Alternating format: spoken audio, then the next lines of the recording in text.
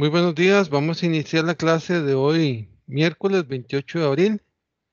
Vamos para hoy a iniciar con la exposición de la tarea número 3 del curso. No sé si están los compañeros que exponen. Sí, profe, no sé si comparto de una vez. Perfecto, sí, vaya compartiendo de una vez ahí la presentación. Mientras los compañeros se preparan, informarles que entonces em, tenemos para de la próxima semana, el lunes es feriado, el miércoles, perdón, de la otra semana tenemos quiz número 2 del curso. Entonces, obviamente de este tema relacionado con la tarea 3 va a ser un ejercicio similar a los que ya ustedes han visto aquí de esta tarea. Em, Quería ver la posibilidad de los compañeros que tienen a cargo el tema de Dialux, si, si es posible. De hecho ya me puse de acuerdo con los del grupo de la mañana, los que ponen Dialux, para que la otra semana, el miércoles de la otra semana, nos colaboren con la exposición de ese tema, ¿verdad? Entonces, están los compañeros que les tocan el tema de Dialux.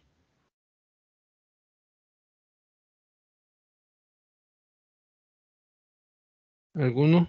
Sí, profe, aquí estamos. Ok, perfecto. Entonces, estaríamos con ustedes para de hoy en 8, si Dios lo permite. Sí, está bien. Perfecto. Por aquello, ¿qué es lo que espero, digamos, del grupo de Dialux? Bueno, obviamente que nos dé sería una presentación donde nos explique en términos generales qué herramientas tiene el Dialux, cuál es la ambientación, bueno, cómo es el software, cómo se instala, dónde se baja, etcétera. Cuáles son las herramientas, etcétera. Y la idea es que nos expliquen con un caso sencillito de cómo se hace un diseño de iluminación, paso por paso. Muchas veces, digamos, las veces que he pedido este tipo de exposición, los estudiantes lo que hacen es que tienen un archivo, o sea, tienen diferentes archivos del mismo proyecto, o sea, uno en la parte inicial, cómo se inicia, ya, qué sé yo, que hay que agregar accesorios, qué sé yo, sillas, mesas, o lo que sea, ¿verdad? Dentro de las paredes que ya se levantaron y las zonas que se definieron. Entonces, ya tienen uno donde ya modelaron todo, etcétera, más avanzado. Entonces, para hacer un poco más ágil la exposición, algunas veces, digamos, como la herramienta puede hacer que se pegue, ¿verdad? En algunas computadoras, qué sé yo, se empieza a hacer pesadillo. También lo que pueden hacer es que si quisieran, ¿verdad? No estoy diciendo que lo hagan así, o sea, si quieren, lo pueden hacer grabado y el próximo miércoles lo que hacemos es que corremos la grabación, ¿verdad? Si quisieran. Si quieren hacerlo en vivo, digamos, lo pueden hacer también, pero sí les recomiendo que el ejemplo lo tengan ahí, digamos, varios archivos abiertos ya avanzados para no durar mucho, digamos, ahí agregando. Por ejemplo, cómo se agrega una mesa, ¿verdad? O cómo se hace una columna. Entonces, solamente un ejemplo cada uno y ya otro archivo más adelantado, avanzado de eso, ¿verdad? Entonces, esa es una recomendación para los compañeros que ponen Dialux la otra semana, ¿verdad? Entonces quedamos. La otra semana, el miércoles sería em, presentación, ¿verdad? ¿Cómo se llama? Sería la presentación de Dialux. Y después de que terminamos la presentación, pasaríamos a hacer el quiz, ¿verdad? Entonces, ahí digamos, el quiz obviamente lo vamos a hacer en la misma sesión. Entonces, la idea es que puedan eh, apenas termine la exposición, hacer el quiz, que es alrededor de una hora. Entonces, dos compañeros que toquen el tema ahí que se midan para máximo una hora, ¿verdad? Entonces, para el tema de diálogos. 50 minutos, pues. Las horas lectivas son de 50 minutos. Muy bien. Continuamos entonces con los compañeros que nos van a exponer la tarea número 3. Entonces, adelante, compañeros.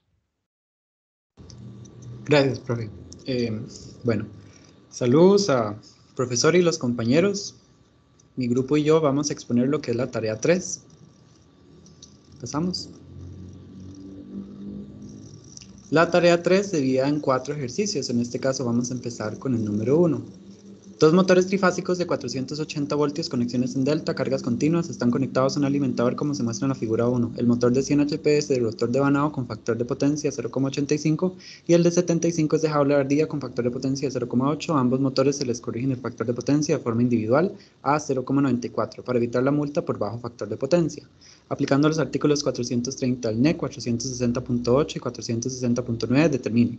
Y aquí tenemos lo que es el diagrama donde se puede ver las conexiones. Continuamos. Empezamos por calcular los conductores TH-HN según NEC 310.15b16 de los ramales de los motores y el alimentador. Primer paso, lo que tenemos que hacer es conseguir la corriente a plena carga de los motores. Para eso nos referenciamos con la tabla 430-250 al NEC para obtener esos valores. En este caso nos colocamos, a pesar de que tenemos un voltaje de 480, como se indica ahí, el de 460 se puede utilizar para un rango de voltaje de 440 a 480. Entonces nos colocamos en esa columna y después vamos a la fila de 75 y 100 y vemos que para el motor 1, rotor de Banao, si era HP, sería una corriente a plena carga de 124 amperios y para el motor 2, jaula de ardilla, 75 HP, serían una corriente a plena carga de 96 amperios. Continuamos. Luego de eso, vamos a ver que según el NEC 430.22, al tener una carga continua se usa una corrección del 125%. Por lo tanto, para el motor 1, al final vamos a tener una corriente de 155 amperios y el motor 2, una corriente de 120 amperios. Entonces, en base a esos valores nuevos de corriente, vamos a seleccionar el calibre según NEC 310.15b16. Entonces, nos vamos a colocar para el motor 1, que vamos a tener 155. Vamos a utilizar el valor, un calibre de 20 AWG TH-HN para línea. En este caso, como estaban conectados en delta, entonces no tienen un neutro. Y para el motor 2, el calibre que mejor se le ajustaba era el calibre de 1. Pero al no haber en el país, se selecciona 10 AWG TH-HN. Ok. Aquí vamos a ver para el alimentador. Para seleccionar el conductor del alimentador se debe usar el artículo 430.24, el cual indica que se debe sumar la corriente mayor potencia al 125% y el resto de cargas al 100%. La corriente del alimentador, entonces, la mayor corriente va a ser la de 124. En este caso, el ángulo se sacó con el arcocoseno del factor de potencia. Este lo vamos a multiplicar por 125% y vamos a sumar la otra corriente del otro motor. Al final va a dar una corriente del alimentador de 250 con el ángulo de 33,7 amperios. Entonces, en este caso, vamos a utilizar la columna de 75 grados porque al ser mayor de 100 amperios, vamos a seleccionar en esta columna. Vemos aquí que el calibre de mejor ajuste sería el de 250 MCM y a pesar de que lo escogimos en la columna de 75 grados, vamos a seleccionar la chaqueta TH-HN para así tener mayor seguridad. Entonces, en este caso sería solo las líneas. Esto también pasó con los ramales. Continuamos. Ok, para seleccionar el conductor a tierra para el alimentador según la tabla 250.66, vamos a ver aquí la tabla. En este caso tiene un rango de lo que es el cable de mayor calibre y para nuestro caso, como era 250, se encuentra en esta fila de rango de más de 3.0 hasta 350. Vamos a escoger un calibre número 2 AWG TH-HN. Para el caso de los ramales no se seleccionaba porque se va a depender de la ampacidad de los disyuntores, por lo tanto vamos a verlo más adelante. Continuamos. La sobrecarga y contactores NEMA de los motores, ya es la sección B. Entonces, según el artículo 430.32, si el motor tiene una potencia mayor a 1 HP, se debe contar con una protección de sobrecarga. Entonces, según el artículo 460.9, cuando una instalación de motores incluye un condensador conectado en el lado de la carga al dispositivo de protección contra sobrecarga del motor, el valor nominal o ajuste de dicho dispositivo se debe basar en el factor de potencia mejorado del circuito del motor. Entonces, también, según el artículo 430.32 A1, al no indicar un factor de servicio ni que pueda haber un aumento de temperatura marcado de 40 grados Celsius, se escoge el valor 115% para escoger la ampacidad del protector de sobrecarga mínimo usando la corriente plena carga de cada motor. Y luego, según el artículo 430.32c, si la corriente sobrecarga mínimo no es suficiente para arrancar al motor, y asumiendo que se usa un factor de servicio de 1, se debe escoger un factor de 130% de la corriente plena carga del motor para calcular el valor de sobrecarga máxima. Entonces vemos esos cálculos al lado derecho. Entonces tenemos la corriente sobrecarga mínimo del motor 1 y la corriente sobrecarga máximo del motor 2. Entonces el mínimo va a ser 129 amperios y el máximo va a ser 145,8 amperios. Y también tenemos esos mismos cálculos para el motor 2, donde la corriente sobrecarga mínimo del motor 2 va a ser 94 amperios y la corriente sobrecarga máximo del motor 2 va a ser 106,2 amperios. Continuamos. Luego, para la selección de los contactores se usarán las normas NEMA. En este caso, como las potencias de los motores es de 75 HP y 100 HP y la tensión es de 480 voltios, a pesar de que aquí dice 460, se puede utilizar por un rango que es permitido, se debe escoger el contactor tamaño NEMA número 4 para cada uno, ya que cumple con los requerimientos. En este caso, el de 75 se va a usar uno que es para 100, pero eso significa que más bien el contactor está más apto para seleccionar este trabajo. Continuamos. Luego llegamos a la parte C, el disyuntor termomagnético de tiempo inverso del circuito ramal de los motores y el alimentador. Entonces, según el artículo 430.52c1, se debe usar un factor de ajuste de la ampacía del disyuntor dependiendo del tipo de motor, además de que se desea usar un disyuntor de tiempo inverso. Entonces, en este caso, vamos a ver que la tabla 430.52 nos vamos a colocar en la columna que dice interruptor automático en tiempo inverso y vemos que para lo que es una jaula de ardilla se utiliza un porcentaje de 250 y para un rotor de Banao se utiliza uno de 150. Por lo tanto, el motor 1 va a tener un disyuntor de 3 polos de 175 amperios y el motor 2 va a utilizar un disyuntor de 3 polos de 225 amperios. Esto es de la lista que daba el artículo 240.6. Y luego para el disyuntor del alimentador, este se utiliza bajo el artículo 430.62a, que lo que se hace es que se suma la ampacidad del disyuntor más grande y se suma la corriente del resto de las cargas, no la del disyuntor. Entonces en este caso sería 225 amperios, que es la ampacidad del disyuntor más grande, y 124 amperios, que era la corriente del resto de las cargas. En este caso, entonces vamos a escoger un disyuntor de 3 polos de 300 amperios. Continuamos. Luego, volviendo a lo que era la selección del cable a tierra, se selecciona considerando el artículo 250.122d1, el cual indica el calibre se escoge con base en el valor nominal de dispositivo de protección contra cortocircuito y fallas al tierra del circuito ramal. Con esa ampacidad se escoge el calibre en la tabla 250.122. Esto solo aplica para motores, entonces para que no se confundan, digamos, si fuera una carga común y corriente. Entonces, en este caso, recordando que el disyuntor del motor 1 era 175 y el motor 2 era 225 amperios, vamos a ir a la tabla 250.122 y vamos a encontrar que el valor nominal ajuste de dispositivos automáticos contra sobrecorriente en circuitos antes del equipo conductor, etcétera, sin exceder. Entonces, en este caso, para el motor 1, la tierra va a ser número 6, AWG, THHN, y el motor 2 va a ser un calibre 4, AWG, THHN. Continuamos. Finalmente vemos el tamaño en voltiamperes reactivos trifásicos de cada capacitor requerido por cada motor. Entonces vamos a ver para el primer motor, haciendo también uso de la imagen a la izquierda, vamos a ver que inicialmente tenía un factor de potencia 1 de 0,85 y después un factor de potencia 2 de 0,94. Además tiene una corriente línea de 124 amperios. Entonces, usando la imagen vamos a ver que tenemos un ángulo 1, que en este caso es el ángulo del factor de potencia 1, y tenemos un ángulo 2, que es el factor de potencia es el ángulo del arco coseno del factor de potencia número 2. Entonces luego, para encontrar el valor de la potencia P, la potencia activa, vamos a ver que la potencia es igual al factor de potencia por la potencia aparente. Entonces hacemos el cálculo y después se va a utilizar para encontrar lo que es los valores de Q1, que era el valor de la potencia reactiva cuando tenía un factor de potencia 1, y el Q2, que era la potencia reactiva cuando se tenía un factor de potencia 2. Y después, para encontrar lo que es el valor de la potencia reactiva de los capacitores, se va a hacer la resta de Q1 menos Q2. Y en el caso del motor 2, Eso significa que la potencia reactiva va a ser de 22,61 kVA reactivos. Después para motor 2 se va a utilizar los mismos cálculos, solo que cambiando el valor de el factor de potencia 1, que en este caso es 0,8, y el de la corriente línea, que es 96 amperios. Todo esto nos da un valor de potencia reactiva de los condensadores de 26,78 kVA reactivos. Continuamos. Tal vez hay un paréntesis antes de pasar al 2.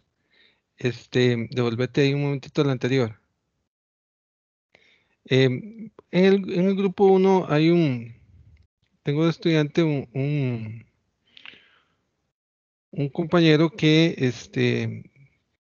empezó la carrera hace tiempo y ahora está retomándola para terminar. Entonces él ha venido trabajando mucho en la parte eléctrica y me comentaba ahora en la clase de la mañana un dato curioso que me pareció que quiero compartirlo.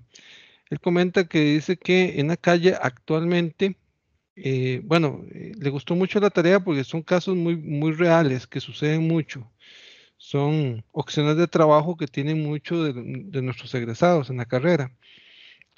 Y él comentaba que se sigue en la calle una regla de dedo, que es que el costo de los materiales se cobra en uno a uno con respecto a lo que es la mano de obra, digamos, el trabajo en su totalidad. Entonces me comentaba que generalmente una corrección de factor de potencia, digamos, de un motor como el de 75, con estos datos, la regla dice que son como $100 por cada kilovolamperio reactivo. Entonces, uno de estos, del de 75, ronda ahí como unos $2,000, ¿verdad? Unos $2,000 el corregir al menos del 22,61.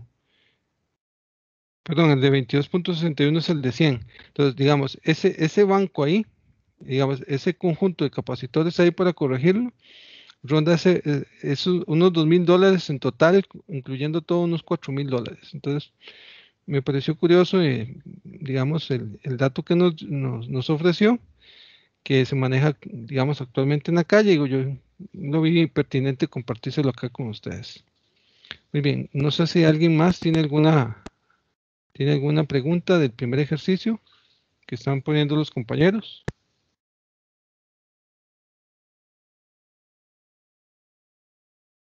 Muy bien, parece que no, entonces continuamos con el siguiente. Gracias.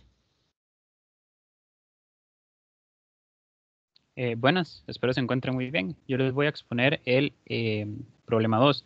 En este caso tenemos dos motores trifásicos, 460 voltios, están en delta con cargas continuas.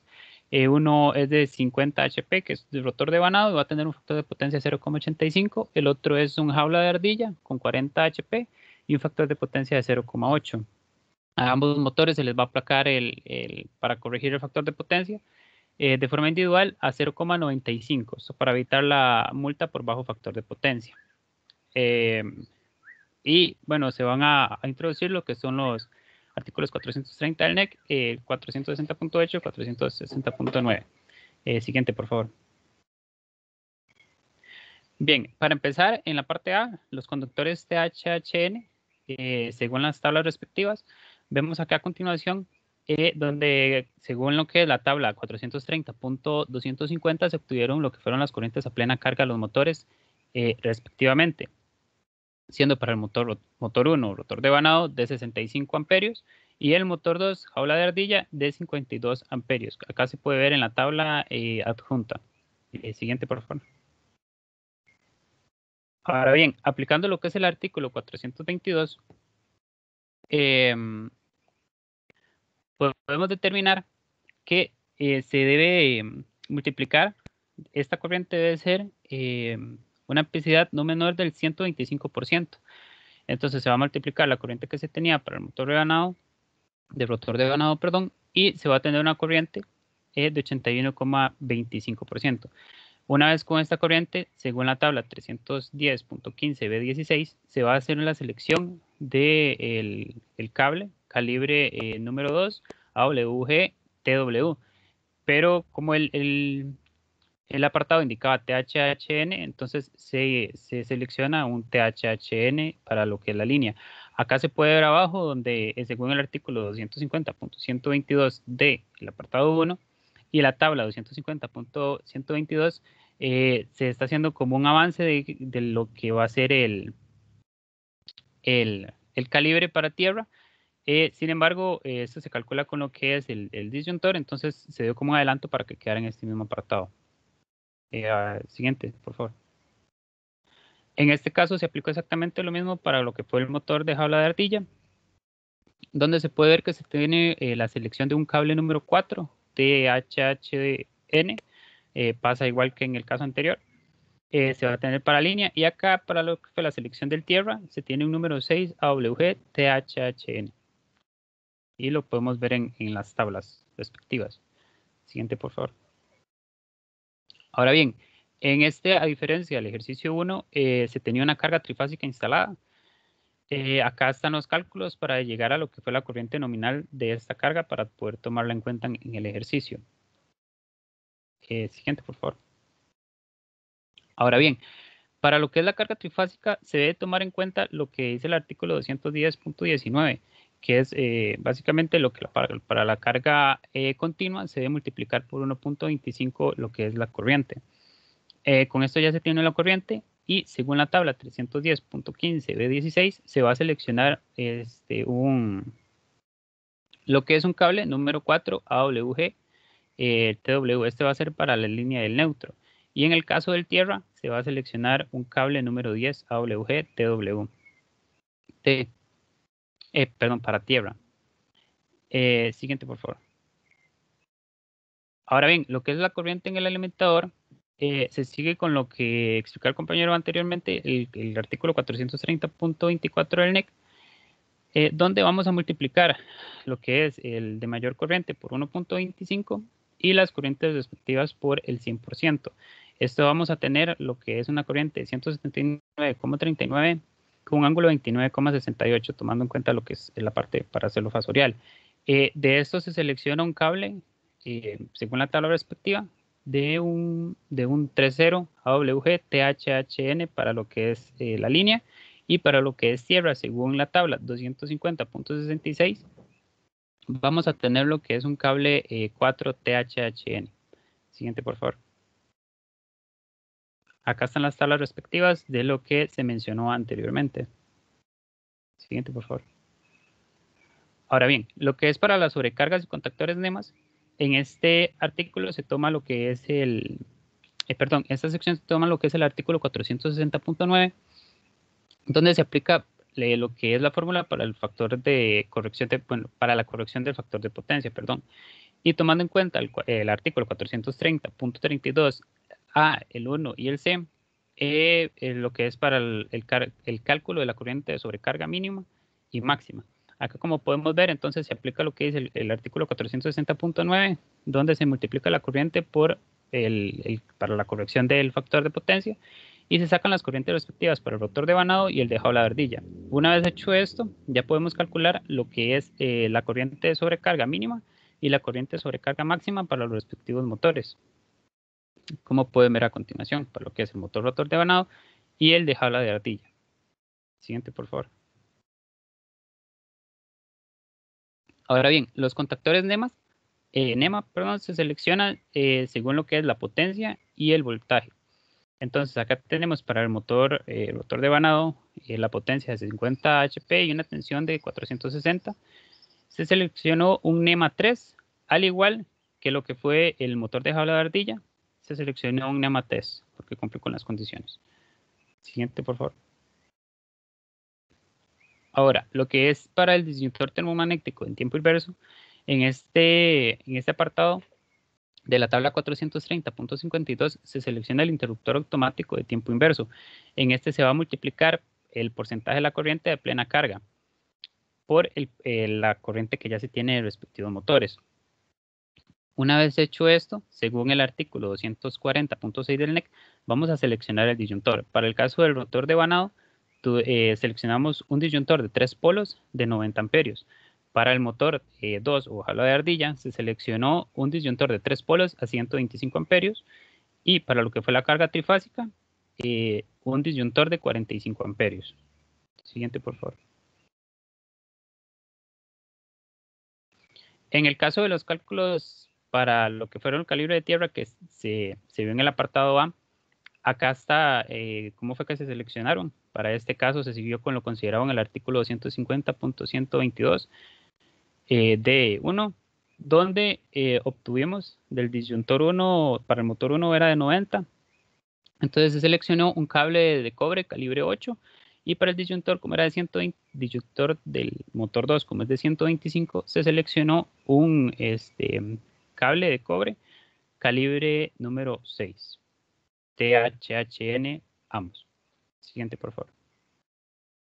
Lo que fue para la selección del disyuntor del alimentador, se aplicó lo que dictaba en el artículo 430.62, y con esto se multiplicó, con esto se obtuvo a partir del artículo 240.6 lo que fue la selección del disyuntor, que fue de 3 polos y un disyuntor de 225 amperios para lo que fue el alimentador principal.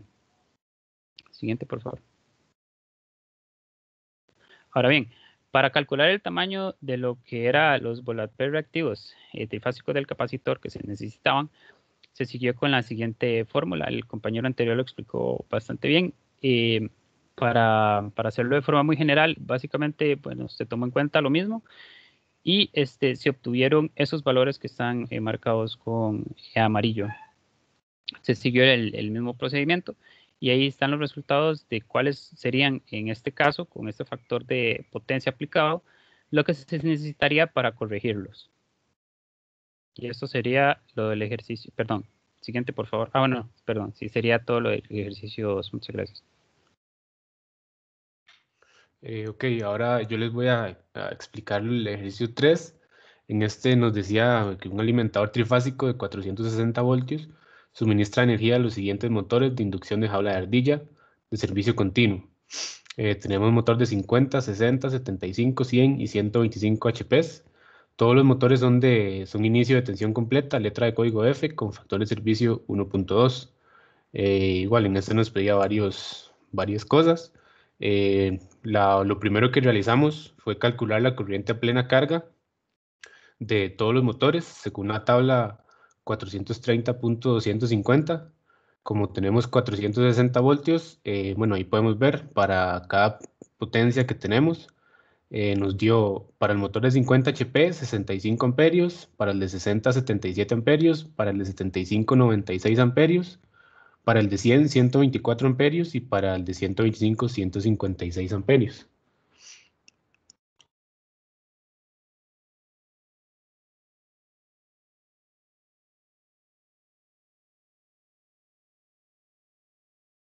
Fabián, si está hablando, está en mute.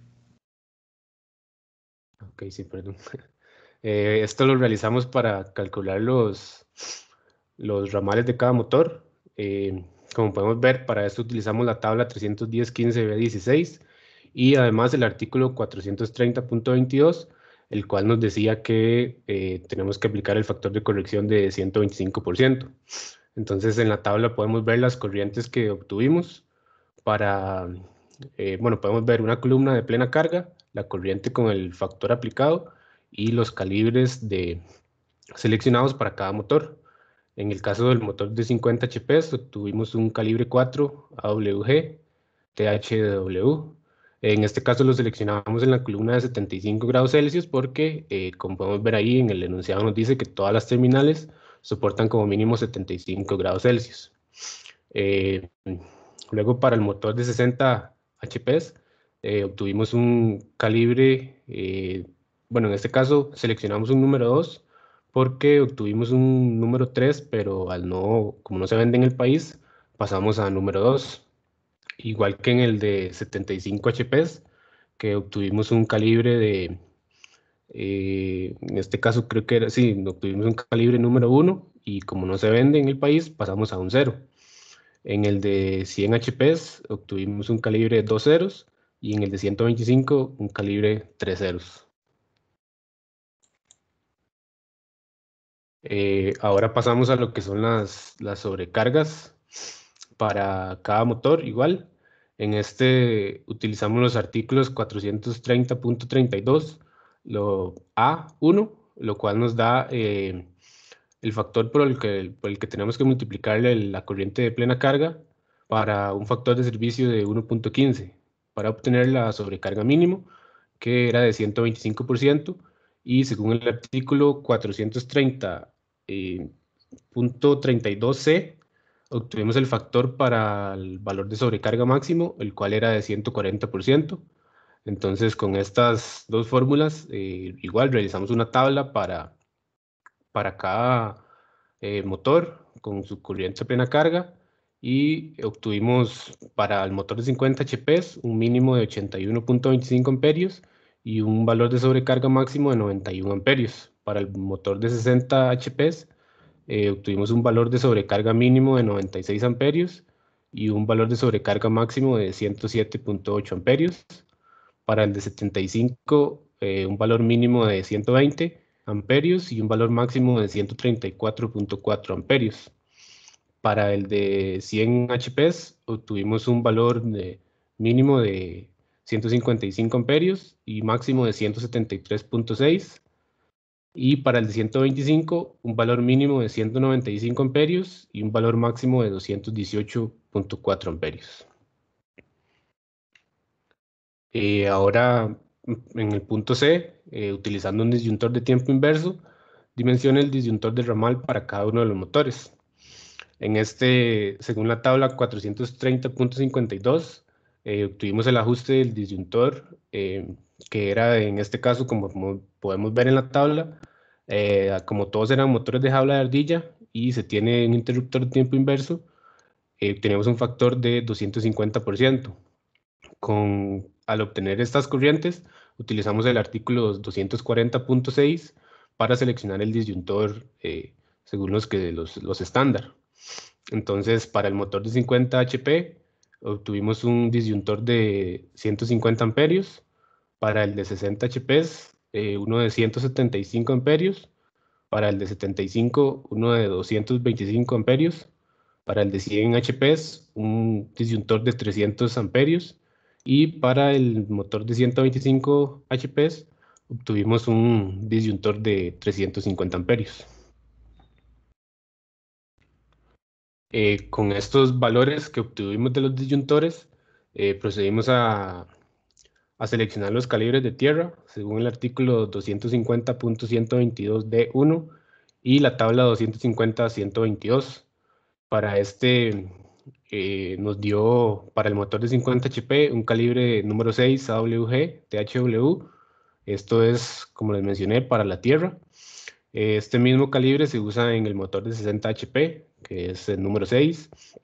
En el caso del de 75 HP nos dio calibre número 4.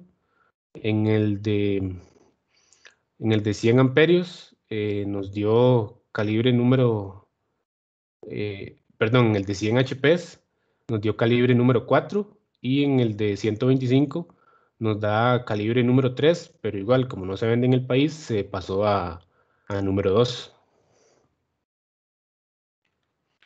Ahora en el punto D, bueno, nos solicitaba este era un marque con X, pero lo que nos solicitaba eran los conductores del alimentador, utilizando 2 conductores por fase.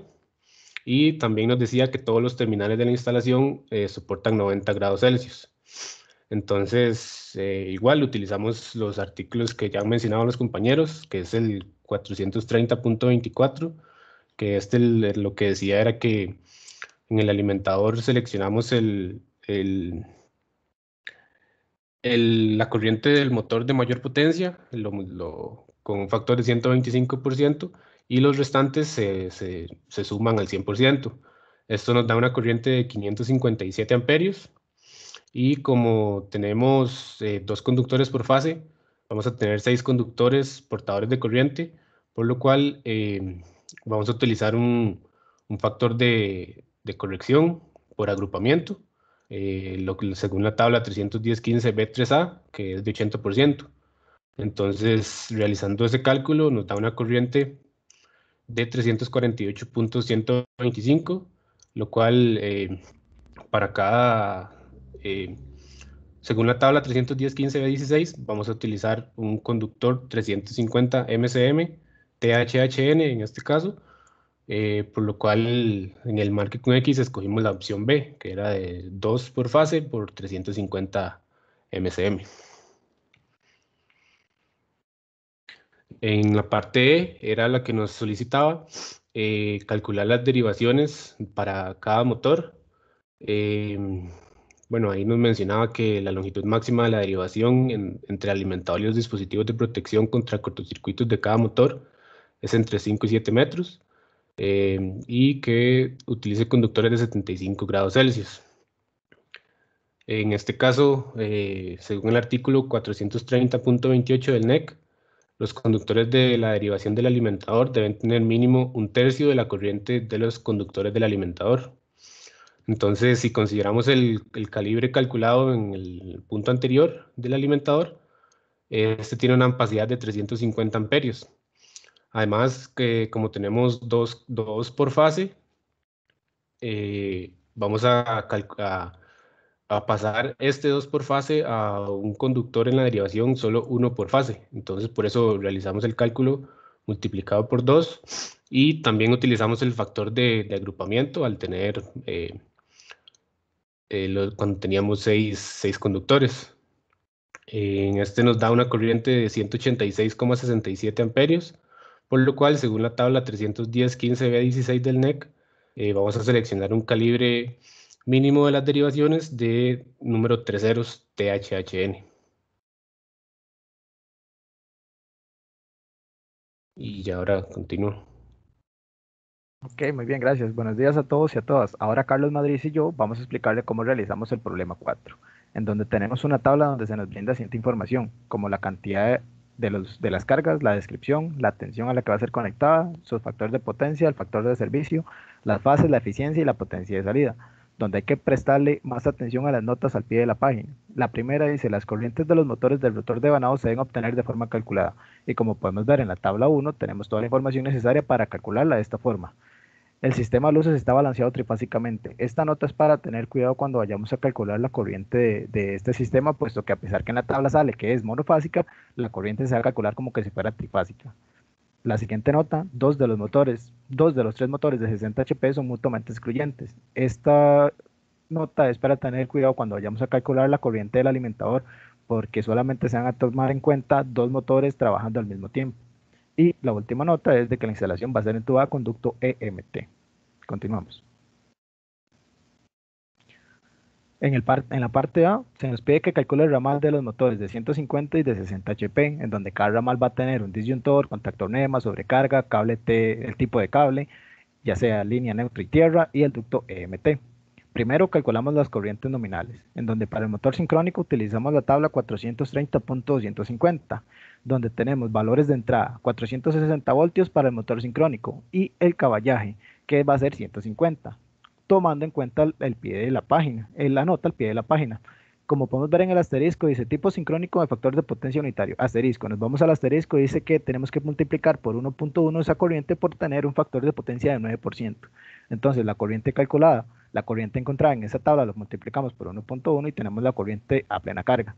Para el motor devanado de 60 HP, lo que hacemos fue como no se nos decía en la nota de la tabla, lo vamos a hacer calculada. Entonces, acá calculamos la potencia de entrada a partir de la potencia de salida y la eficiencia. Tenemos la potencia y con esa potencia calculamos la corriente nominal, siendo de 79.17. Continuamos.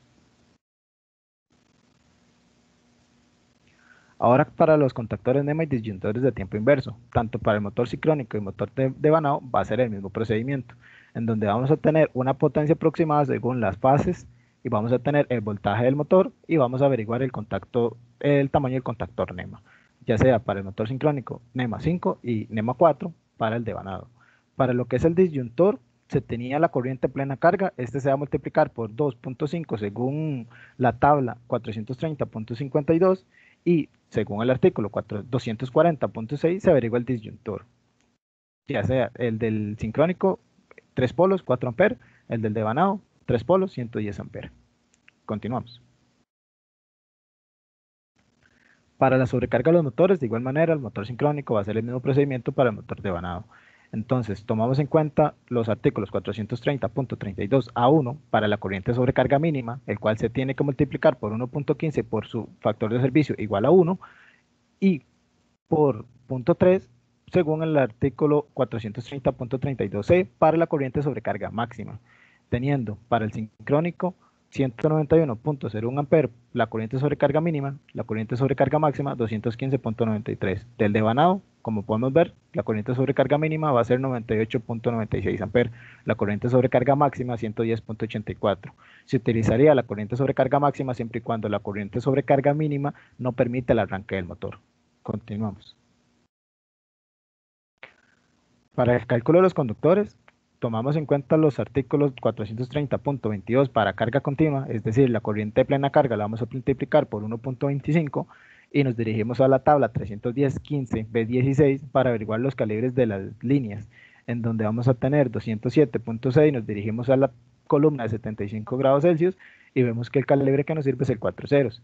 Ahora, con respecto al cable tierra del motor sincrónico, recordemos que para este sincrónico se va a hacer a partir del disyuntor. Este fue de 400 amperes.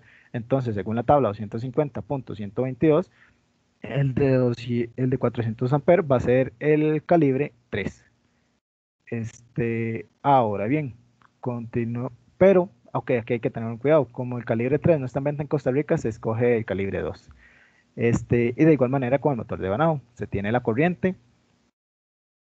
Esta se multiplica por 1.25, se averigua el calibre de la línea a partir de la tabla 310.15 B16 y la tierra a partir de la tabla 250.122. Y ahora Carlos Madrid continuará con este problema. Ok, para el cálculo de los ductos, primero se obtienen las áreas de los cables por medio de la tabla 5 del NEC. Y para el motor sincrónico se tiene una conexión en delta, por lo que no va a tener neutro. Entonces se multiplica 3 veces el área del cable de la línea, que era un calibre 4 ceros. El área corresponde a 239,9 milímetros cuadrados. Y a esto se le suma el área del cable de la tierra, que habíamos quedado en que era un calibre 2.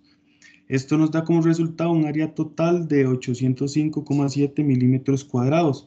Y de la tabla 4 se selecciona un ducto EMT de 2 pulgadas, como vemos en la imagen. Para el motor de vanado se tiene una conexión en estrella, entonces para este caso sí vamos a tener un neutro, por lo que ahora se multiplica 4 veces el área del cable de un 0. A esto se le suma el área del cable de tierra, que era 46,84 milímetros cuadrados, y nos da como resultado un área total de 620,44 milímetros cuadrados. Con este dato se selecciona igualmente un ducto MT de 2 pulgadas.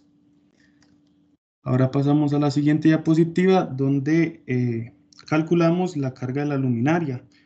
Con ayuda del dato de voltamperio que nos dan en el problema y utilizando un voltaje de 277 voltios. Esta corriente de la luminaria nos da como resultado 100 amperios.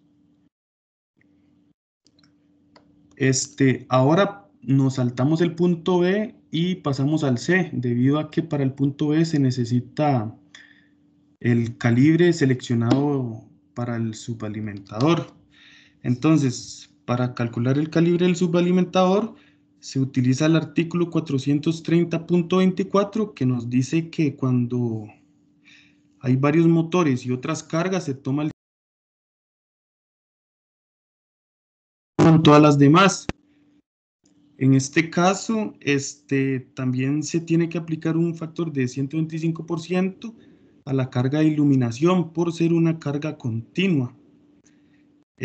Además se divide entre 0,8, que es el factor de agrupamiento, debido a que se tienen 6 conductores, y nos da como resultado una corriente de 370,54 con un ángulo de 6,5 grados.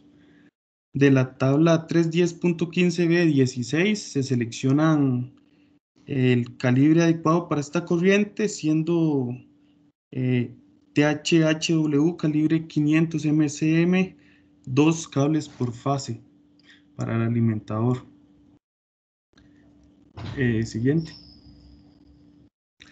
Ahora sí volvemos a la parte B, donde lo que nos pedían era el calibre de la derivación como ya averiguamos el calibre del subalimentador y nos dio 500 MCM, esto significa que el subalimentador tiene una capacidad de transportar 380 amperios según la tabla 310.15b16, y con esta corriente y dividiendo entre 3, según lo que indica el artículo 430.28, se obtiene una corriente de la derivación de 202.67 amperios.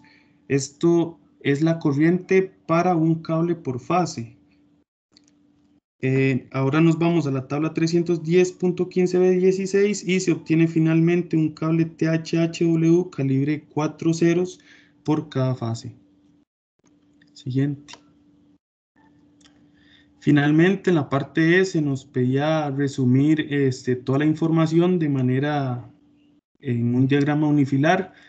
Aquí vemos que toda la información, pusimos un disyuntor para cada uno de los motores de 3 polos y un disyuntor para la carga de iluminación, protección de sobrecarga para todos los motores, contactores y la información de los calibres de los cables en la parte inferior. Eso sería todo, muchas gracias. No sé si tienen alguna pregunta. Muy bien, ¿alguna pregunta para el compañero? Para los compañeros, perdón.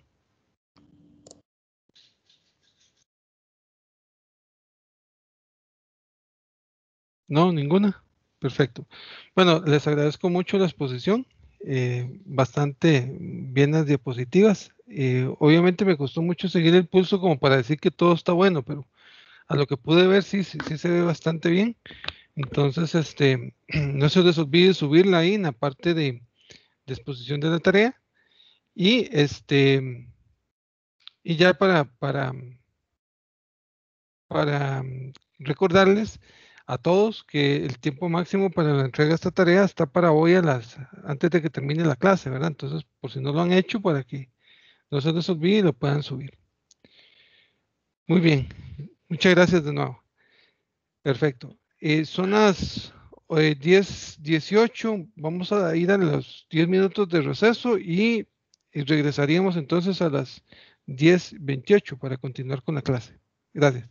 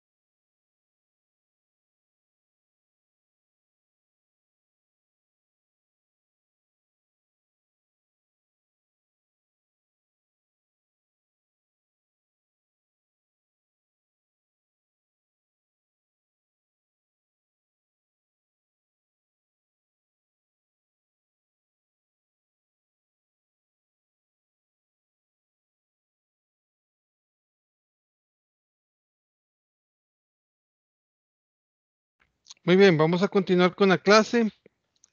Como les había comentado, vamos a ver dos métodos para el análisis de cortocircuito. Y el primero que vamos a ver, que es el método de impedancias, es un método que simplifica su análisis cuando se emplea el uso del tema de sistemas por unidad. Entonces, ahí en el TEC Digital, yo les he subido la presentación que les estoy mostrando aquí. Voy a hacer un pasaje rápido por la presentación. No voy a entretenerme mucho con ella porque el objetivo es que ustedes la revisen con detalle, especialmente si no están llevando sistemas de potencia y si no vieron tanto el tema en el curso de electricidad 2. Entonces, obviamente los que están llevando sistemas de potencia, este es uno de los temas introductorios, ¿verdad? Donde se vuelve a repasar el tema y se le da un poquito más de profundidad, dado el nivel de ejercicios que se resuelven en el curso de sistemas de potencia y es un tema sumamente importante y valioso ahí para resolver el ejercicio. Entonces, la idea, como les decía, es hacer un pasaje rápido por esta presentación. Cualquier cosa, entonces me preguntan. Vamos a...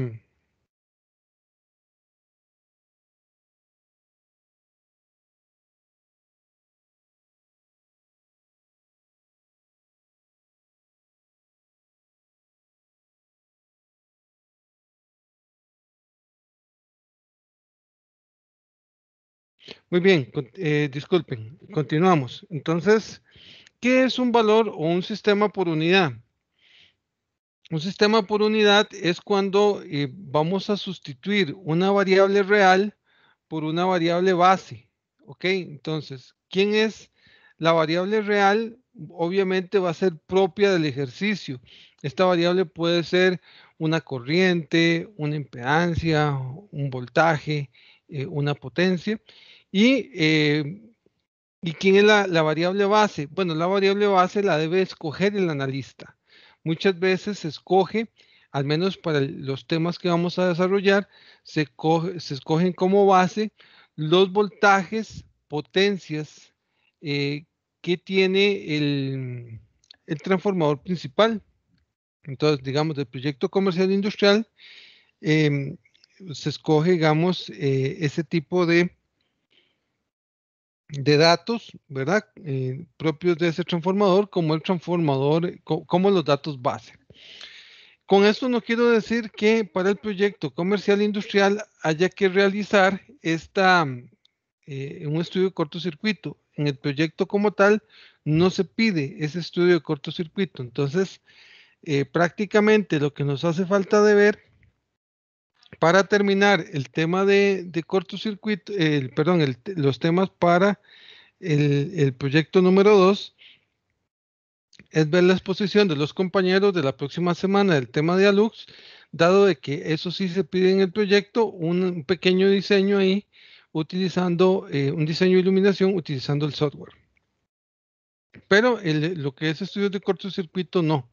Entonces, este lo vamos a evaluar solamente a nivel del quiz 3, perdón, sí, quiz 3 y tarea 4. Y obviamente, muy posiblemente se esté preguntando en el examen final. Muy bien, entonces, ¿qué es el sistema por unidad? Como les decía, es convertir unidades en por unidad, o variables reales en variables en por unidad. Así como es importante saber convertir estas variables reales en valores en por unidad, también es importante saber devolverse. O sea, una vez que tengo valores en por unidad, cómo obtener los valores reales, que es básicamente devolverse en la fórmula que vemos ahí. Un ejemplo.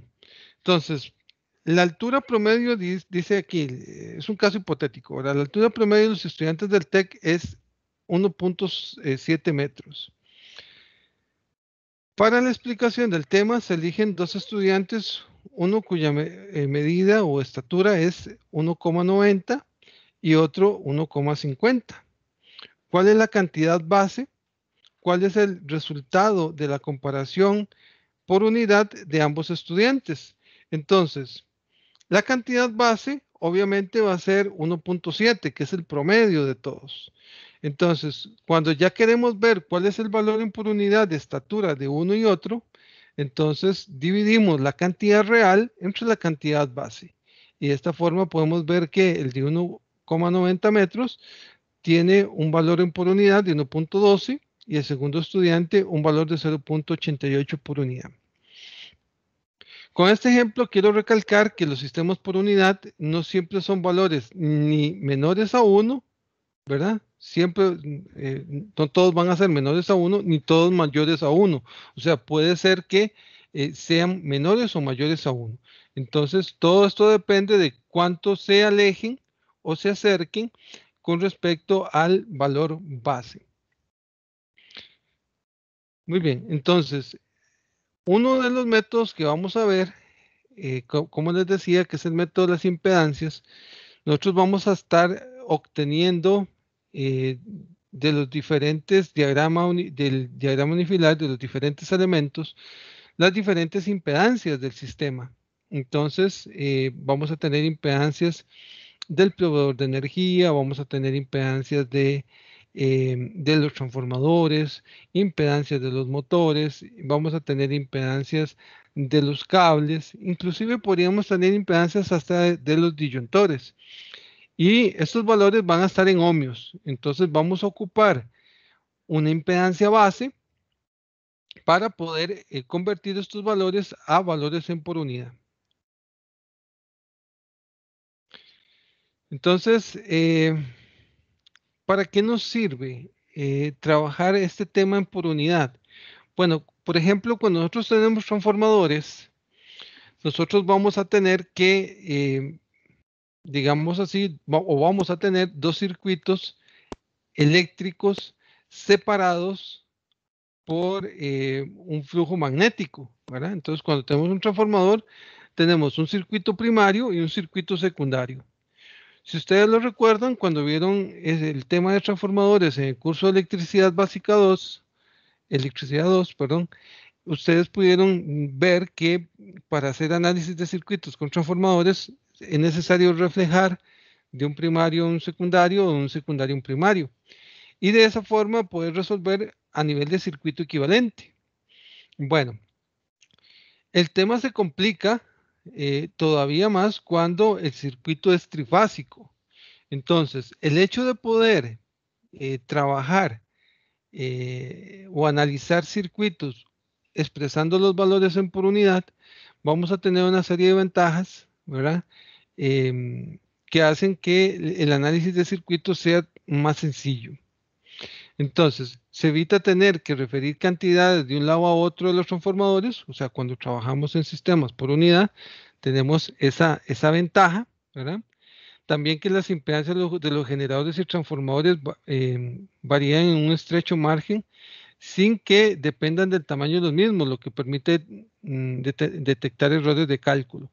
Aparte de eso, que muchos fabricantes, especialmente los transformadores, suelen darnos los datos de impedancia de la máquina en porcentaje. Y ese dato en porcentaje no es ni más ni menos que una expresión del valor en por unidad de forma porcentual. Entonces, cuando queramos convertir o obtener el valor en por unidad de impedancia de un transformador, es simplemente quitarle ese valor porcentual que tiene ese dato, o sea, simplemente dividirlo entre 100. Entonces ya está directo. Entonces tiene, digamos, todo ese tipo de ventajas. Como les decía, evita el tener que referir las cantidades de un lado a otro, referir o reflejar. Se evita el conocer el tipo de conexión del transformador, que si es en delta o en estrella, eso digamos ya en la aplicación del método se vuelve indiferente. Se evita trabajar con cantidades muy grandes. ¿Esto por qué? Porque ya no estamos hablando de transformadores de 100.000 volamperios, 30.000 volamperios, etcétera, sino que ya estamos hablando de de valores por unidad, puede ser 1 por unidad de potencia, etcétera, etcétera. Entonces, ya estamos trabajando con números más pequeños. Se seleccionan convenientes las bases en sistemas con varios transformadores con los que se puede ahorrar trabajo. Se reduce el empleo de la raíz de 3 con cálculos trifásicos. Los fabricantes en general especifican sus equipos en por unidad de los valores que sacan. Como les decía, ya muchos de estos datos no hay que convertirlos a por unidad porque ya el mismo proveedor me lo da. El sistema por unidad se presenta por lo sencillo para realizar cálculos mediante computadora. Muchos software que se utilizan hoy en día para análisis de circuitos, las redes eléctricas, especialmente en lo que es sistemas de potencia, se analizan utilizando lo que es el sistema por unidad. Los métodos de cálculo para el sistema por unidad, sistemas por unidad base y sistemas por unidad con 2 bases. Entonces, muchas veces va a suceder, especialmente, digamos, en proyectos como el nuestro, comercial e industrial, que se tiene un transformador principal en el diseño y en el mismo diseño, en los diferentes subalimentadores, pueden en algún momento aparecer transformadores secundarios y estos transformadores van a ocasionar entonces que el sistema sea todavía más complejo de analizar.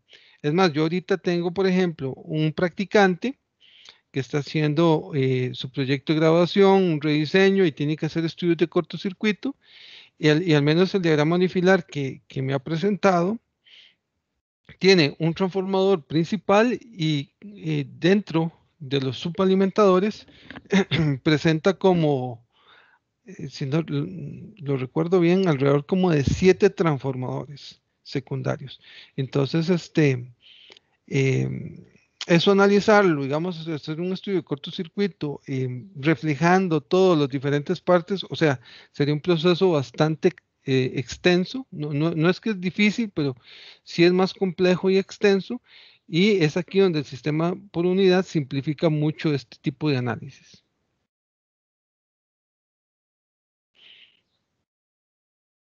Ok, cuando el sistema es de una base, es muy fácil porque quiere decir que simplemente yo ocupo un grupo de datos base para convertir todas las variables en por unidad. Pero cuando ya tenemos transformador, ya no tenemos solo un tipo de base, vamos a tener diferentes bases al lado primario, bases al lado secundario, pero eso nos permite concentrar todo el circuito en una sola red, sin tener que reflejar. Entonces, por ejemplo, si el sistema es de una base, aquí vemos un ejemplo, tengo un sistema, se establece una base de 1.3 kiloohmios como unidad base de impedancia y tenemos todos los diferentes valores de impedancia, resistencias y reactancias del circuito y convertirlo en un diagrama de impedancias en por unidad. Basta con agarrar el dato real y dividirlo entre la impedancia base y ya tendríamos todo en por unidad. Obviamente, si lo multiplicamos por 100, vamos a tener los valores de forma porcentual. Cuando el sistema es de 2 bases, ¿verdad? Muchas veces tenemos que basarnos en los datos de placa para poder obtener y definir las bases al cual vamos a resolver el ejercicio. Aquí, como les decía, no voy a concentrarme mucho en esta exposición o esta, digamos, de presentación. La idea es que ustedes la repasen. Me interesa adelantarme aquí a donde dice cambio de variable, porque esto sí necesito que quede claro, porque sí lo vamos a ocupar bastante. Por ejemplo, el caso que les comentaba, que tengamos transformador principal y transformadores secundarios. Entonces, nosotros tenemos que escoger las bases del sistema y generalmente las vamos a estar escogiendo en base al transformador principal. Pero es casi imposible que el transformador secundario tenga las mismas características físicas y eléctricas que el transformador principal. El transformador principal, como transformador principal, siempre es más grande, de más potencia, etc. Entonces, eso quiere decir que al menos cuando lleguemos o nos topemos en estas condiciones, al menos los transformadores secundarios vamos a tener que estar haciendo cambios de base para representar estos valores de impedancia que tiene el equipo. ¿Cómo se hace un cambio de base?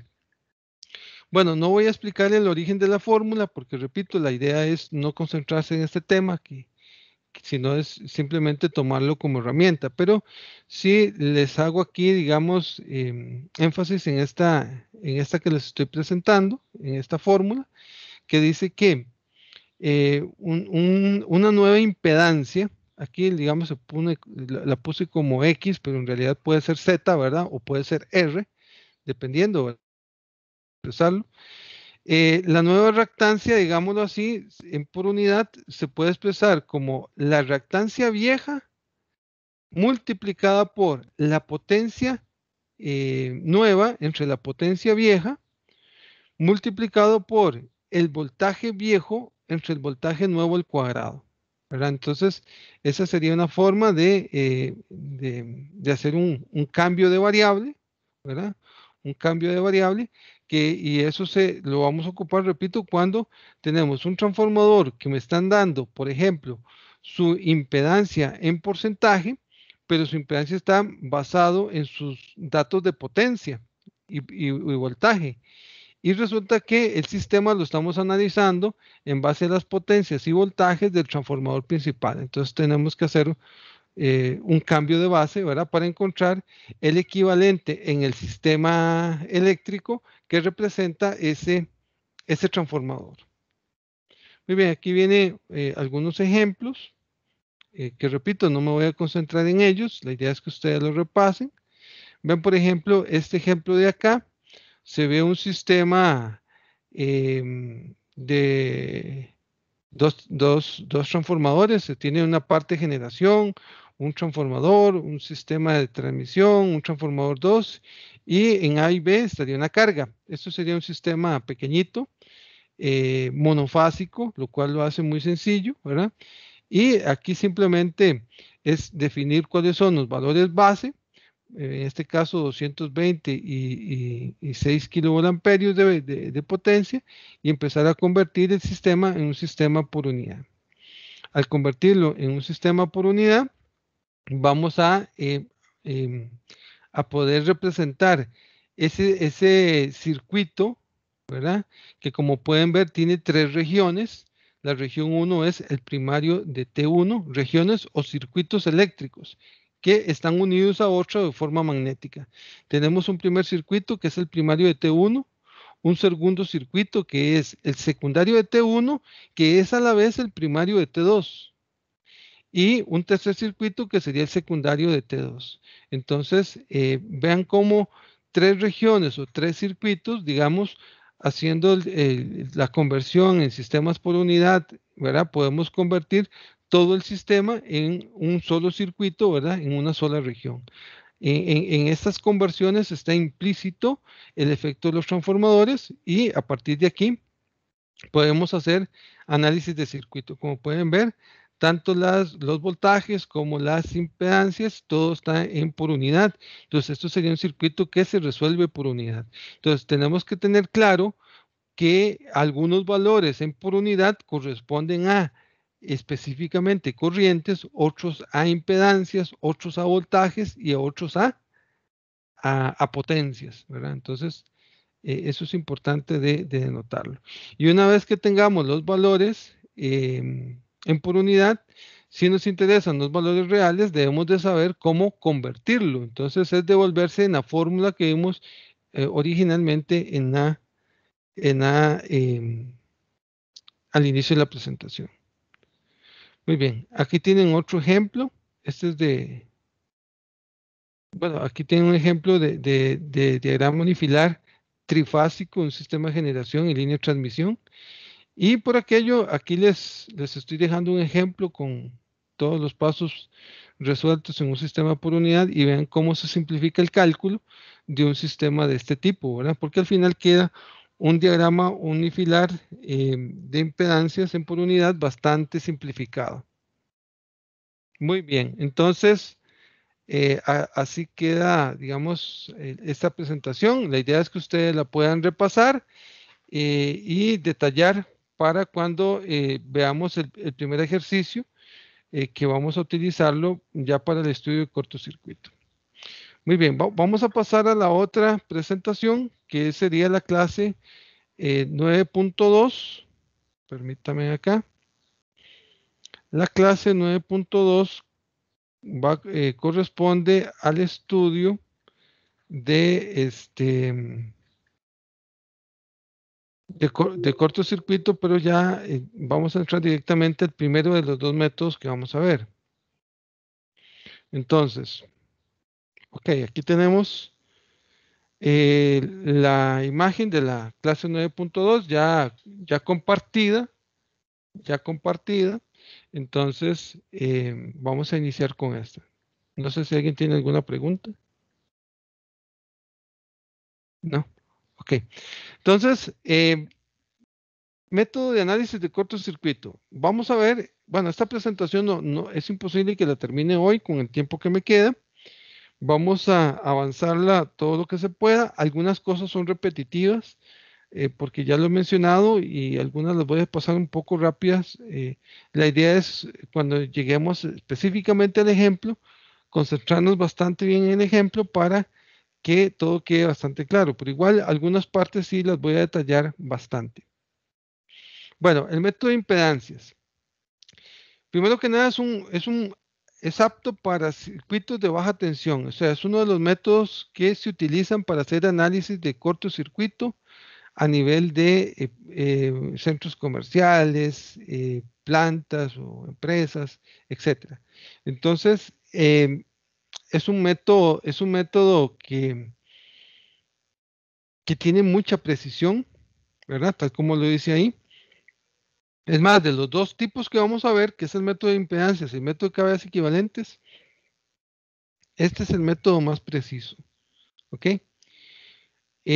Consiste en calcular separadamente las resistencias y reactancias inductivas que intervienen en el lazo que involucra la falla. Luego se aplica el efecto de los dispositivos activos, el sistema, los generadores y los motores. En el sistema, ¿a quién se refiere?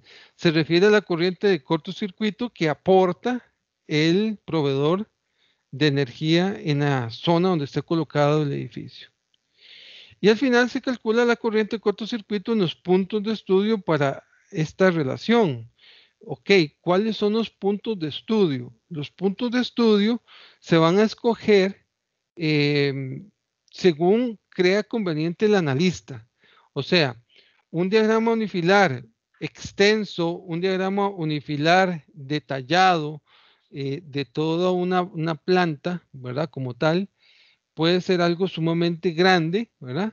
De hecho, va a ser algo sumamente grande, donde los puntos donde se tendría que hacer estudios de cortocircuito pueden ser demasiados, ¿verdad? Entonces, ¿qué se hace en esos casos? ¿Cómo puede un analista definir qué puntos va a determinar o va a seleccionar para hacer el estudio? Bueno, cuando ya entremos a los ejemplos, ya podemos ver o vamos a poder ver más detalladamente a qué me refiero, cómo seleccionarlos. Obviamente lo que se busca con el método es poder calcular las corrientes de cortocircuito para poder completar los planos con respecto a la capacidad interruptiva de los dispositivos que se tienen que comprar cuando se haga la instalación eléctrica. Y de esa forma entonces poder garantizar que el sistema va a estar digámoslo así, de una manera adecuada, realizada al diseño, que va a soportar corrientes de cortocircuito y va a operar sin ninguna dificultad, liberar las fallas o despejar las fallas cuando ocurran, etc. Muy bien, ¿cuáles son los pasos? Los pasos son los siguientes. Vamos a iniciar con un diagrama unifilar del sistema. El sistema tiene que tener un diagrama unifilar completo. Eso sí, el diagrama unifilar tiene que estar terminado, ¿verdad? Tiene que estar terminado con todo lo que representa el diseño a nivel de corrientes de flujo de carga normal, o sea, funcionamiento normal de la instalación eléctrica. Tiene que estar completo. Después que está completo, o sea, la idea sería simplificarlo lo máximo posible para el estudio.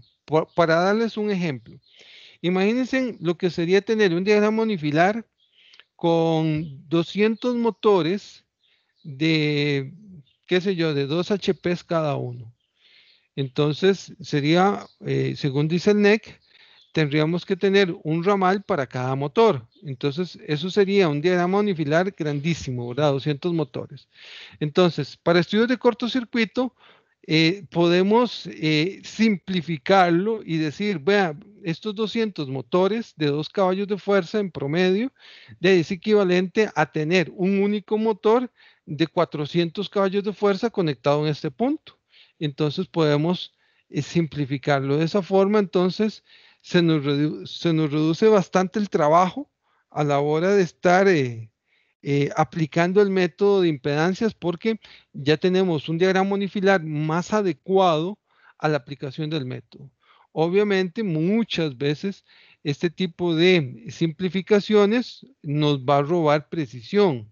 Obviamente eso va a ocurrir, más si no se está haciendo con el cuidado del caso y estamos dejando motores por fuera, etcétera, etcétera. Pero muchas veces se hace necesario porque si no sería a nivel de un cálculo a pie, sería bastante laborioso, digamos, el contemplar todo ese tipo de diagrama unifilar tan específico. Obviamente, si se hace con un software, obviamente no se ocupa esa simplificación, ya el sistema va a estar diseñado con esas características y obviamente va a estar todos los ramales como tal, pero en fin, no es digamos, la idea es aquí cómo aplicamos esto desde un punto de vista de método manual. ¿Ok? Entonces, identificar los puntos en los cuales se desea hacer el análisis de falla. Entonces, ¿por qué es importante seleccionar los puntos? No es que hacemos un diagrama de impedancias y encontramos la corriente de cortocircuito y es la misma para todas las partes del sistema. No. Las corrientes de cortocircuito van a estar cambiando en las diferentes partes del sistema. Qué sé yo, puede ser que sea diferente en el ramal de un motor con respecto al subalimentador de ese motor, con respecto al alimentador principal, etcétera, con respecto al secundario de un transformador que se tenga, digamos, secundario interno dentro del diseño eléctrico que hemos elaborado. En fin, van a haber muchos puntos donde puede hacer que nos interese hacer el estudio de cortocircuito.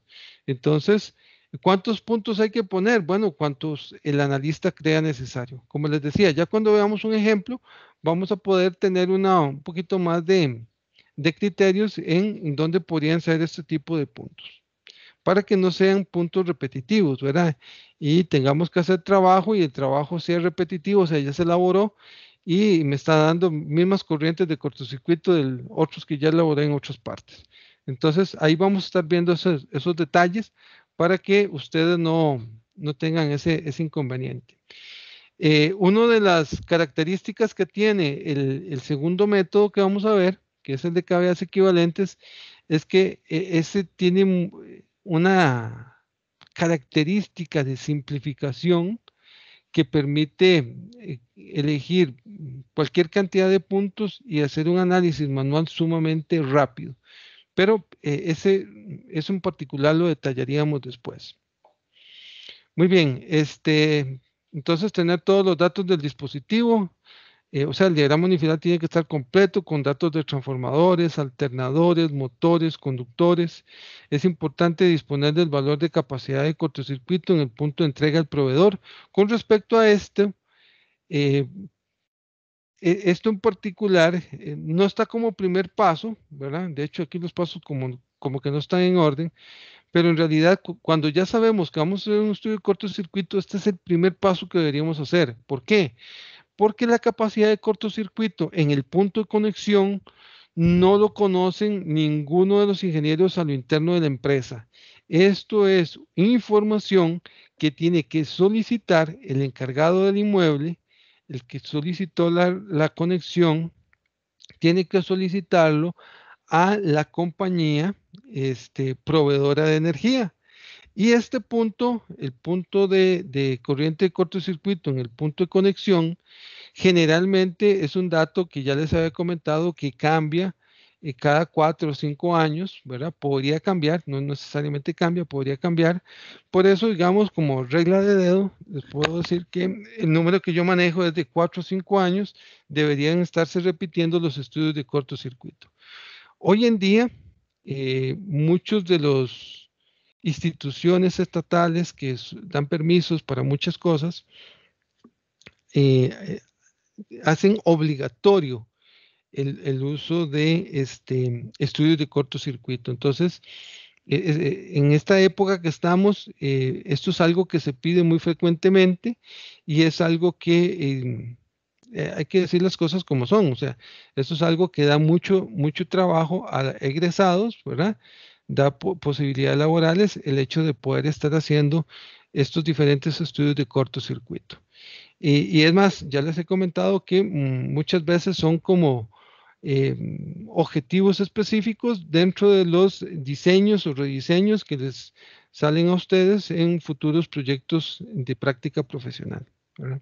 Entonces, es importante prestarle toda la atención del caso. Ok, calcular entonces las impedancias aplicando ecuaciones que se muestran más adelante. Muy bien. Entonces, la primera etapa es hacer un primer análisis. Una vez que ya tengo ese diagrama de impedancias, vamos a hacer un análisis de arriba hacia abajo, o sea, cuál es el aporte de corrientes de cortocircuito que tengo desde arriba. Desde arriba son principalmente el proveedor externo o plantas de emergencia. Y la segunda etapa es hacerlo de abajo hacia arriba, que sería todo el aporte que de corrientes de cortocircuito que tendría de todos los motores de inducción, motores sincrónicos, o sea, todo lo que son máquinas rotativas que están conectados a través de circuitos ramales de la instalación. Y se calcula entonces la corriente con el método. Con el método de impedancias estaríamos calculando corrientes simétricas y recuerden, lo que nos interesa es la corriente asimétrica. La corriente asimétrica al final la vamos a encontrar multiplicando el valor de la corriente simétrica por un factor, ¿verdad? El factor lo hablamos más adelante. Ok, esas corrientes se suman para dar una corriente total de cortocircuito en el punto de falla. Entonces, cálculo de impedancias. Entonces, tenemos que expresar en términos de impedancias todo lo que sería el sistema del proveedor, conductores, transformadores, alternadores, motores y otros dispositivos, de tal forma de tener un diagrama, digámoslo así, un diagrama de impedancias de la red y poderlo simplificar como lo hemos aprendido desde cursos de corriente directa, corriente alterna, digamos, electricidad 1, electricidad 2, como son impedancias en serie, impedancias en paralelo, para obtener al fin en el punto de conexión una impedancia equivalente y con respecto a esa impedancia equivalente vamos a poder calcular cuánto sería entonces esas corrientes de cortocircuito. Muy bien. ¿Cómo calcular las impedancias de los diferentes sistemas? Bueno, aquí vienen una serie de fórmulas que se podrían estar aplicando para calcular dichas impedancias. Por ejemplo, la impedancia del sistema aguas arriba, el proveedor externo. El proveedor externo, entonces, muchas veces nos puede dar la corriente de cortocircuito. Eso es un dato que se pide. Como les decía, hay que hacerlo anticipado porque uno lo puede pedir hoy, pero pueden durar de 15 días, un mes en darles el dato, ¿verdad? Entonces, por eso se pide de forma anticipada. Con esa información que me lo tiene que dar el proveedor y conociendo el voltaje de conexión, podemos con esta fórmula calcular, digamos, una impedancia del sistema. Ahora bien, la impedancia del sistema no necesariamente es una magnitud resistiva o una magnitud inductiva. Muchas veces puede ser una impedancia compleja, ¿verdad? O sea, tiene parte real y parte imaginaria de forma inductiva. Generalmente son de tipo inductivo, o sea, es con un majota. Ahora bien, ¿cómo podríamos obtener o conocerlo? Digamos, por ejemplo, aquí hay algunos datos de experiencia que dice que para niveles menores a 600 kilovoltios, la relación RA entre Z, o sea, la parte real con respecto a la magnitud y la impedancia, ronda el punto 3, ¿verdad? Punto 3. Ahora bien, ¿eso qué quiere decir? Bueno, que las inductancias, perdón, las impedancias del sistema muchas veces son más de carácter inductivo que resistivo. Entonces, algunas veces podríamos estar omitiendo la parte real, digamos, de esa impedancia y decir que toda esa impedancia es de tipo inductiva, ¿verdad? Pero otras veces podemos separarlo, especialmente cuando el proveedor me dice, vea, su relación X entre R, o sea, la parte imaginaria entre la parte real es tanto. Es 2, es 3, es 4, es 5, es 10, etcétera. Entonces, obviamente, entre más grande sea el número de la relación X entre R, mayor va a ser la magnitud o lo significativo que sería esa impedancia desde el punto de vista imaginario, o sea, a nivel de reactancia inductiva. Y obviamente, entre más grande sea esa relación X entre R, quiere decir, podemos ir despreciando la parte real de esa impedancia del sistema. Aquí vienen otras fórmulas complementarias, no lo voy a ver acá, esto sería para diferentes conductores. En el caso nuestro, como son diseños en baja tensión, ya se supone que en el diagrama unifilar, que ya está depurado, ya se han seleccionado conductores tomando en cuenta inclusive lo que nos dice el código con respecto a lo que es caída de tensión. Quiere decir que ya hemos calculado impedancia. Entonces, con el uso de las tablas de capítulo 9 del NEC, se han calculado impedancias, entonces esas impedancias reales ya las tenemos. Lo único que habría que hacer sería agregarla a las fórmulas de sistema por unidad para convertir esa impedancia de conductores a un sistema en por unidad, que sea la impedancia real entre una impedancia base. ¿Cuál sería la impedancia base? Como les digo, eso es propio de cada ejercicio, depende de las bases que escoja el analista y lo vamos a detallar más adelante con el ejemplo que se tenga.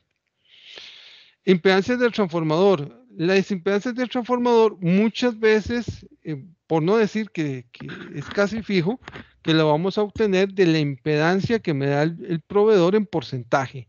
Esa impedancia del proveedor en porcentaje es básicamente, le quitamos el porcentaje y ya obtenemos el valor en ¿cómo es que se llama? En por unidad. Ahora bien, muchas veces el fabricante también me dice cuál es la relación X entre R del transformador. Si me da la relación X entre R del transformador, lo que me está dando es cuánto es la parte imaginaria con respecto a la parte real de la pérdida interna del transformador en términos de por unidad. O sea, cuánto se debe a pérdidas debido al cobre con el que están hechas las bobinas, ¿verdad? Y la parte imaginaria, cuánto es la pérdida a nivel de flujo de dispersión que tiene la máquina, que son de las principales pérdidas que puede tener una máquina de estas. Muchas veces se puede omitir en el cálculo las pérdidas de la rama de magnetización. Aquí vemos algunos ejemplos de algunos valores típicos de capacidades de kiloamperios y tensiones de cortocircuito, pero al menos a nivel de ejercicios, tanto para quiz como tarea y examen, esos datos de los transformadores obviamente se les va a estar dando en los diagramas unifilares para aplicar el método directamente en por unidad. Impedancia de los alternadores. Recuerde que lo que son alternadores y motores, o sea, las máquinas rotativas que tenemos a lo interno de la empresa, sean para generar o para motorizar, esa reactancia, lo que ocupamos es la reactancia subtransitoria. Cuando es generadores, no hay problema. Eso es un dato típico que el proveedor nos lo tiene que dar, la reactancia subtransitoria. El problema pasa cuando es una impedancia de motor. Cuando es una impedancia de motor, generalmente el fabricante no me lo dice. Entonces, ¿cómo obtener esa reactancia subtransitoria si el fabricante no me lo dice? Bueno, aquí hay algunos valores que se podrían aplicar a través de la experiencia, por ejemplo, motores de alta velocidad, que eso ya estamos hablando de 2, 4 polos, 6 polos. Por ejemplo, la reactancia subtransitoria anda alrededor del 15. 15 me refiero en términos de por ciento. Recuerde que para convertir un por ciento por unidad simplemente le quitamos el por ciento. Entonces estamos hablando de 0.15, 0.17, 0.2, etcétera. Entonces ahí, digamos, con un poquito de literatura podemos encontrar más información, tal vez un poco más fina de lo que estoy mostrándoles acá, con respecto a cómo sería esa reactancia subtransitoria, digamos, de un motor de alta velocidad, digamos que sería alrededor de 0.15, en ese caso sería por unidad, ¿verdad? Ya sería un dato en por unidad porque se supone que está en porcentaje. Y las impedancias digamos, como vamos a usar el método de por unidad, no se hace necesario el tener que reflejar de un lado a otro, pero si tuviéramos que reflejar, tendríamos que estar utilizando las fórmulas como la que se muestra acá, cómo reflejar de baja tensión a alta tensión, ¿verdad? Digamos, dada la información de un transformador, cuánto es el voltaje de baja con respecto al voltaje de alta. Pero en el caso nuestro, como vamos a utilizar el sistema por unidad, este paso no hace falta. Hay que recordar de los tipos de falla que vamos a ocupar, hacer estudios de cortocircuito, que puede ser falla trifásica, monofásica, bifásica y monofásica tierra. Básicamente de todas estas, la más severa es la falla trifásica y es en la cual nos concentramos. ¿Y cómo la vamos a sacar? Simplemente de ese diagrama de impedancias que tenemos, vamos a obtener con respecto al punto de falla, cuál es el valor de la impedancia capacitiva una vez que se ha reducido toda la red que está en por unidad, se ha reducido en conexiones serie y paralelo de impedancias, obtenemos una impedancia equivalente y básicamente el voltaje entre esa impedancia nos va a dar esa corriente en por unidad.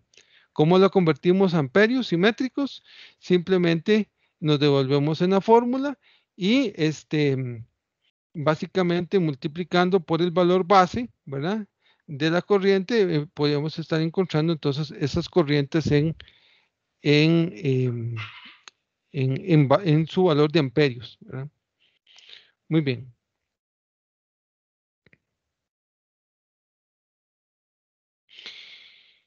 Ok, aquí sigue otra parte en la presentación correspondiente a sistemas por unidad. Está repetitivo, digamos, yo les estoy dejando una presentación aparte, pero por aquello, ¿verdad? Porque me interesa mucho que repasen esto antes de que podamos ver el ejercicio, que dado las características que la otra semana tenemos el lunes libre y el miércoles tenemos exposición y quiz, este tema lo volvemos a retomar hasta este lunes que viene en 8, Dios mediante. Entonces, pero la idea es que puedan ahí repasarlo para que les sea más fácil entender el método. Pero igual, aquí está de forma repetitiva ahí un poco la información de sistemas por unidad para que ustedes lo puedan ver y lo puedan repasar, ¿verdad? Ok, voy a detenerme un momentito aquí en esta. Con respecto a muchas veces en el sistema tenemos, hemos hecho diseños donde son 2 conductores por fase, 3 conductores por fase, 4 conductores por fase. Bueno, ya ustedes saben que la forma de obtener la impedancia, de el cortocircuito va a ser entonces tomando en cuenta, bueno, hay diferentes formas de hacerlo. Va a ser tomando en cuenta, digamos, 2 cables, si son 2 por fase, son 2 conductores idénticos que cada uno tiene su propia impedancia según la longitud y el equivalente de los dos sería, como se ha visto en los cursos anteriores, 2 impedancias en paralelo, que sería el inverso de la suma de sus inversos. Ahora bien, otra forma de hacerlo es cuando se está calculando la impedancia de uno de ellos, para calcular la impedancia de de todo el conjunto en paralelo, no tomamos en cuenta entonces la longitud total, sino media longitud, si son 2 por fase. Si son 3 por fase, 1/3 de la longitud. En fin, como les decía, podemos hacerlo de diferentes maneras. Lo importante es que, sea como sea, deberíamos de llegar exactamente al mismo valor de impedancia que tiene el sistema. Muy bien. En la mañana llegué hasta esta diapositiva. Igual voy a dejar la clase hasta esta diapositiva. O sea, empezaríamos de este lunes que viene en 8. Empezaríamos exactamente con esta diapositiva y ya en esa clase terminaríamos con esta presentación correspondiente al primer método, ¿verdad? Entonces no sé si tienen alguna pregunta hasta acá.